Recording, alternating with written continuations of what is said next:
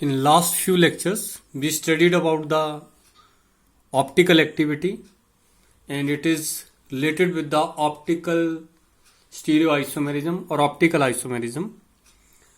What is optical activity? That certain compounds, chemical compounds, they rotate the plane of the polarized light either toward the left side or either toward the right side. They are said to be the optically active compound. Now, which compound is optically active and which is inactive? That can be said with the help of certain findings. What were those findings? We discussed about the sum of the symmetry rules or symmetry operations. It is found that the compound which is not having any symmetry element, that is said to be the optically active compound. So where there is a loss of symmetry or symmetry elements, or the compound is devoid of the symmetry elements, that compound or that molecule is said to be the asymmetric molecule. ऐसा molecule कब हो सकता है? ऐसा molecule तब हो सकता है when all the four groups or atoms which are attached to the central carbon atom, they are being different. So see here one picture. This is a tetrahedral model of a carbon atom. To this, one atom is A, another is B, D and H. So that is the asymmetric molecule. तो इस तरह के molecule को क्या बोलेंगे हम? asymmetric molecule. So that is the first requirement for asymmetric molecule, and this type of molecule, it is found to be optically active. क्या बोलते हैं इस मॉलिक्यूल को? Optically active. तो asymmetric molecule है तो asymmetric molecule चेक किया जा सकता है देख करके क्या सारे ग्रुप जो अटैच्ड है सेंट्रल कार्बन एटम से, क्या वो डिफर हैं? अगर वो डिफर कर रहे हैं तो कंपाउंड क्या हुआ, या वो सेंटर क्या हुआ? ऑप्टिकली एक्टिव सेंटर हुआ. और उस कंपाउंड को क्या बोलेंगे हम? Optically active compound. एक ही कार्बन एटम को चेक करने की बात बोल रहे हैं, लेकिन डिफरेंट कार्बन है तो डिफरेंट कार्बन में जो है वो हर एक कार्बन को चेक करके बताया जा सकता है कि कंपाउंड जो है वो ऑप्टिकली एक्टिव है या इनएक्टिव है. We will discuss in the next few examples that which is optically active and which is optically inactive. जब तो मॉलिक्यूल छोटा है तब तो बहुत आसान है कि हाँ जी बताना कि ये इसमें एक सेंट्रल कार्बन एटम है, इसमें चार ग्रुप जो अटैच्ड हैं वो डिफरेंट हैं, तो उसके बेस पर जो आसानी से बताया जा सकता है कि ये असिमेट्रिक मॉलिक्यूल है. इसके साथ साथ कुछ और डेफिनेशंस जो वो स्टीरियोकेमिस्ट्री में आती हैं. He says about the some chiral molecules और chiral centres. Also describes a word dissymmetry. तो symmetrical means some but symmetry exist. Asymmetry means there is no symmetry element that is present in the compound. It is not having centre of inversion, not having the axis of rotation, not having the plane of symmetry. इस तरह के कोई भी उसमें symmetry element नहीं है, उसको हमने असिमेट्रिक बोल दिया. फिर डिसिमेट्रिक वर्ड क्या आ रहा है? तो डिसिमेट्रिक वर्ड भी कुछ एक असिमेट्रिक वर्ड की तरह रिलेटेड है, लेकिन पहले कायरल सेंटर को डिस्क्राइब कर लेते हैं या कायरल मॉलिक्यूल को, कि किस मॉलिक्यूल को हम कायरल मॉलिक्यूल बोलेंगे. ऐसा हर एक टाइम जो वो इन्वेस्टिगेट करना मुश्किल है कि इस कार्बन पे सारे के सारे ग्रुप्स जो हैं वो अटैच जो हैं वो डिफरेंट है. अगर तो 3-4 कार्बन एटम है तो उनको तो देखकर बताया जा सकता है कि हाँ जी इसमें चारों ग्रुप अटैच जो हैं वो डिफरेंट है, तो वहां तो बताना बहुत आसान है. लेकिन जहां 5, 6, 7, 8, 10 कार्बन एटम आ जाएं, it is not easy to tell that this compound is optically active or inactive.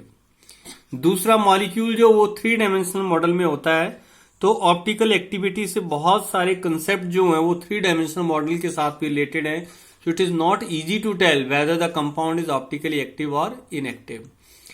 In order to minimize this process to find the symmetry elements, to check them, we simply see whether a compound is having its mirror image, just like this one. ये नीचे molecule है और molecule की मैंने जो mirror image check करनी है, तो इस मॉलिक्यूल को यहां प्लेस किया हुआ है, इसके आगे एक लाइन लगा रखी है, suppose this line is a mirror. तो मिरर में इसकी रिफ्लेक्शन देखनी है। तो देखो COH की रिफ्लेक्शन जो ये नजर आ रही है, कार्बन की कार्बन जो मिरर के नजदीक होगा वो पहले नजर आएगा। तो मिथाइल ग्रुप मिरर के नजदीक है तो ये बिल्कुल सामने नजर आएगा। OH इन बिटवीन है तो OH इन बिटवीन है। H is very far away from the mirror, ये मिरर से H जो हाइड्रोजन बहुत दूर है, सो it is reflected very far away deep inside the mirror. So that is the you can say mirror image of one compound and the another one compound. फिर उसके बाद क्या करना है कि इस कंपाउंड को उठा करके सीधा इसके ऊपर रख देना है। अगर सिमिलर ग्रुप जो वो सिमिलर ग्रुप के नीचे आते हैं तो हम बोलेंगे ये कंपाउंड ऑप्टिकली एक्टिव है, और ये भी बोलेंगे कि इनके बीच में मिरर इमेज रिलेशनशिप है। क्या कहा मैंने? अगर सिमिलर ग्रुप के नीचे आते हैं, जैसे COH के नीचे COH आएगा, उठा करके सीधा ऊपर रख देना है। कार्बन के नीचे कार्बन आएगा, OH के नीचे OH आ जाएगा, लेकिन CH3 जो है वो H के साथ आएगा और H जो वो इस CH3 के साथ आएगा। So they are not having such a mirror images. We say word here superimposable. क्या वर्ड यूज करते हैं? Super imposable. मिरर इमेजेस तो हैं दोनों, एक दूसरे की, एक की इमेज है, एक दूसरे की इमेज है, लेकिन ये मिरर इमेजेस सुपर इम्पोजेबल नहीं है। सुपर इम्पोजेबल का मतलब है कि सिमिलर ग्रुप्स को फाइंड नहीं कर रही हैं। जब एक ग्रुप वहां से उठा करके आप दूसरे के ऊपर प्लेस कर देंगे, यहां से उठा के इसके ऊपर रख देंगे, तो सिमिलर ग्रुप्स जो वो नहीं आएंगे। COH के साथ सिमिलर हो गया, OH के साथ, लेकिन H की जगह CH3 और CH3 की जगह H आएगा। So this means they are having non superimposable mirror images. इनकी मिरर इमेजेस कैसी हैं? सुपर इम्पोज नहीं कर रही हैं एक दूसरे के ऊपर। तो इस तरह का मॉलिक्यूल है तो उस मॉलिक्यूल को हम कायरल मॉलिक्यूल बोलते हैं। And we say that this molecule is optically active. क्या बोलेंगे इस कंपाउंड को? ऑप्टिकली एक्टिव बोलेंगे इस कंपाउंड को। ये कंपाउंड नीचे डिस्कशन में आया। ये वैसे लैक्टिक एसिड है, देखो इसमें भी बहुत कार्बन है, एक ये कार्बन है, लेकिन इस कार्बन में डबल बॉन्ड O है तो इसमें ऑप्टिकल एक्टिविटी या ऑस्मेट्रिक सेंटर का लेना देना कुछ नहीं है। नेक्स्ट देखा जा सकता है 1 COH group, another methyl group, एक हाइड्रोजन, एक OH, तो ये ऑस्मेट्रिक सेंटर भी हो गया, उसकी वजह से भी ऑप्टिकली एक्टिव हुआ। उसके बाद ये CH3 है तो CH3 में 3 हाइड्रोजन एक तरह की हो गई तो ऑस्मेट्रिक नहीं रहा तो ये कार्बन ऑप्टिकल सेंटर नहीं हुआ। इसमें ऑप्टिकल सेंटर कौन सा है? This carbon atom is the optical centre. So what is the meaning of all this study? तो मॉलिक्यूल में इस तरह से देखने को आ रहा है कि एक कार्बन नहीं है, कार्बन बहुत ज्यादा है। तो उसमें आपने देखना है कि ऑस्मेट्रिक सेंटर कौन कौन से हैं। ऑस्मेट्रिक सेंटर मीन्स किस कार्बन पे चारों अटैच ग्रुप जो वो डिफरेंट है, उसी कार्बन के बेस पे ऑप्टिकल एक्टिविटी चेक की जा सकती है। अगर मिथाइल है तो मिथाइल में तो 3 हाइड्रोजन एक तरह के होंगे तो ऑस्मेट्रिक सेंटर का कोई लेना देना नहीं है। जहां डबल बॉन्ड O अटैच्ड है वहां भी 4 ग्रुप नहीं हुए, क्योंकि 4 ग्रुप चाहिए तो 4 ग्रुप भी चाहिए अटैच्ड, और होने भी कैसे चाहिए? डिफरेंट। तो एक कंपाउंड में सारे के सारे कार्बन जो हैं वो ऑस्मेट्रिक सेंटर नहीं हो सकते हैं। देयर में बी 1 और 2 ऑस्मेट्रिक सेंटर। जैसे ये कंपाउंड जो है लैक्टिक एसिड है तो ये लैक्टिक एसिड के कंपाउंड में सेंट्रल कार्बन जो है, which carbon? This carbon here that is optically active because all the 4 group attached are they are different. Also this is a chiral center or this is osmetric center or the molecule is osmetric one, that is why it is optically active। तो जरूरी नहीं है कि हमने symmetry element check करने हैं, simple है, mirror image check कीजिए और फाइंड आउट क्या मिरर इमेज सुपर इम्पोजेबल आती है या नहीं आती है।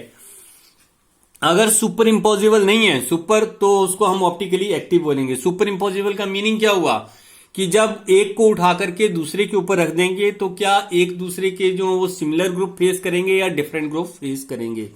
हो सकता है उसमें 3-4 सेम ग्रुप फेस कर रहे हो, लेकिन एक आधा भी अगर डिफर कर रहा है then that is non superimposable case and it is optically active compound. यहां तो मैंने इसकी प्लेसमेंट नहीं की है इसके ऊपर, लेकिन नेक्स्ट एग्जाम्पल में आपको मैं प्लेस करके बताऊंगा कि कैसे इसको हम जो वो ऑप्टिकली एक्टिव और इनएक्टिव जो वो बता सकते हैं. Now come to the another point. What is the dissymmetry word? A molecule having general axis of symmetry but devoid of all another symmetry element. तो डिसिमेट्री वर्ड जो किसके साथ रिलेटेड है कि मॉलिक्यूल में जो है वो जनरल एक्सिस ऑफ सिमेट्री हो सकती है, रोटेशनल एक्सिस ऑफ सिमेट्री, लेकिन उसमें बाकी सारे सिमेट्री एलिमेंट नहीं होंगे, उसको बोलेंगे हम डिसिमेट्रिक मॉलिक्यूल. इस तरह का मॉलिक्यूल जो वो ऑप्टिकली एक्टिव होगा, it is optically active. So here is an example which is showing this type of molecule. तो इस मॉलिक्यूल में देखो यहां पर ये एक COH ग्रुप है, कार्बन OH ऊपर की तरफ हाइड्रोजन, यहां H ऊपर की तरफ OH डाउन और इधर COH. अगर एक मैं एक्सिस क्रॉस करवाता हूं इस बॉन्ड के सेंटर में C बॉन्ड C के, और इसको 180 डिग्री से रोटेट कर देता हूं, तो ये COH इधर पहुंच जाएगा, ये OH इधर पहुंच जाएगा, ये हाइड्रोजन इधर पहुंच जाएगा, या बोलो मॉलिक्यूल क्या हो जाएगा, रिवर्ट हो जाएगा. इसको एक गोले में घुमा दो इस मॉलिक्यूल को, तो जैसे ही आप इसको घुमाओगे तो ये वाला पोर्शन यहां पर और ये वाला पोर्शन यहां पर आ जाएगा. So this type of molecule is having a C2 axis of symmetry. So this type of molecule is dissymmetric molecule. इसमें सारे सिमेट्री एलिमेंट नहीं है, लेकिन एक एक्सिस ऑफ सिमेट्री जो वो है, उस एक्सिस ऑफ सिमेट्री की वजह से इसको क्या बोलेंगे हम, डिसिमेट्रिक मॉलिक्यूल. क्या बोलेंगे इसको, dissymmetric molecule. This type of compound is optically active compound. अब समरी बना लेते हैं. क्या डिस्कस किया? पहला डिस्कस किया हमने कि सारे के सारे अटैच ग्रुप अगर डिफर कर रहे हैं किसी कार्बन के साथ तो वो असिमेट्रिक मॉलिक्यूल हुआ, या उस कार्बन सेंटर को क्या बोलेंगे, असिमेट्रिक सेंटर बोलेंगे. Where all the 4 group attach they are being different. पहली चेकिंग तो ये है. दूसरा है कि जब बिगर मॉलिक्यूल है तो सारे के सारे कार्बन एटम चेक नहीं किए जा सकते हैं. तो बहुत आसान सा तरीका है कि मॉलिक्यूल के आगे एक मिरर रख दो, उसकी इमेज देखो. इमेज देखने के बाद एक मॉलिक्यूल को उठा करके सीधा दूसरे के ऊपर प्लेस कर दो. अगर सिमिलर ग्रुप के नीचे सिमिलर ग्रुप आता है तो हम बोलेंगे सुपर इम्पोजेबल मिरर इमेज. लेकिन अगर नहीं आता है then it is non superimposable mirror images. When superimposable mirror images are there, then we say that compound is optically active compound. एक एग्जांपल में दिखाऊंगा यहां पर, जहां एक के ऊपर दूसरा प्लेस करेंगे और देखेंगे कि वाकई सिमिलर ग्रुप आते हैं या नहीं आते हैं. फिर आता है ये हो गया कायरल मॉलिक्यूल और कायरल सेंटर. उसके बाद ये कायरल जो मिरर इमेज रिलेशनशिप के लिए, कायरल सेंटर के लिए कायरल मॉलिक्यूल बोला इसको. जो डिसिमेट्री वर्ड है, डिसिमेट्रिक वर्ड भी ऑप्टिकली एक्टिव कंपाउंड के साथ रिलेटेड है, लेकिन इसमें कंपाउंड में एक जनरल एक्सिस ऑफ सिमेट्री हो सकती है, उसके बजाय कोई और सिमेट्री एलिमेंट नहीं होगा, तो वो उस तरह का मॉलिक्यूल जो है वो मॉलिक्यूल ऑप्टिकली एक्टिव मॉलिक्यूल होगा. और इसका एग्जांपल मैंने नीचे आपको यहां पर डिस्क्राइब किया है कि क्या इसका एग्जांपल है. तो ये जो है मॉलिक्यूल, इसमें अगर 180 डिग्री से आप रोटेट करते हो then you will find that molecular configuration is similar one और it is unchanged at all, so that is having one axis of symmetry. तो अभी हमने पीछे डिस्कस किया लैक्टिक एसिड. जब भी हम मॉलिक्यूल डिस्कस करते हैं, in the molecule always there is a 3D representation. और 3D रिप्रेजेंटेशन में क्या है कि 3 तरह की लाइनें यूज होती हैं. This is one line, that is a simple line, and then this is a very solid line, that is toward carbon to OH. Then there is a dashed line, it is H. तो इनमें से कौन कौन से group जो वो plane of the paper के ऊपर हैं वो सिंपल लाइन से शो किए होते हैं. Any 3 part of this molecule, ये 5 पार्ट हैं, 1, 2, 3, 4 एंड 5th. तो इसमें COH, कार्बन और CH3, these 3 parts they are lying on the plane of the paper.